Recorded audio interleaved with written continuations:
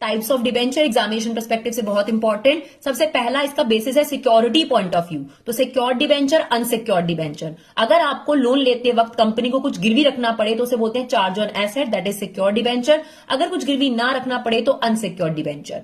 अगर सिक्योरिटी की बात करी जाए तो दो तरीके के चार्ज होते हैं, फिक्स्ड चार्ज और फ्लोटिंग चार्ज। अगर आप कोई फिक्स एसेट ही गिरवी रखते हैं, कोई खास एसेट जैसे लैंड या बिल्डिंग, तो उसे बोलते हैं फिक्स्ड चार्ज। फ्लोटिंग चार्ज होता है जब आपको कोई एक फिक्स एसेट नहीं बल्कि अपनी सारी एसेट जो है सिक्योर रखनी पड़ती है, तो उसे बोलते हैं फ्लोटिंग चार्ज। दूसरा है हमारा रिडम्पशन पॉइंट ऑफ व्यू। अगर आप एक पर्टिकुलर टाइम बाद पेमेंट करेंगे, 5 साल बाद या 10 साल बाद, तो उसे बोलते हैं रिडीमेबल डिबेंचर। अगर आपको एक पर्टिकुलर टाइम बाद पीरियड बाद पेमेंट नहीं करनी तो उसे बोलते हैं irredeemable debenture.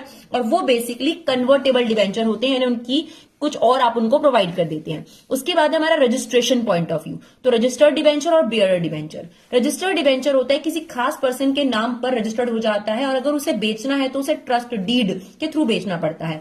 Bearer debenture easily negotiable है, मतलब मेरे पास डिबेंचर है, मैं किसी और को भी ट्रांसफर कर सकती हूं इजिली। उसके बाद है कन्वर्टेबिलिटी डिबेंचर।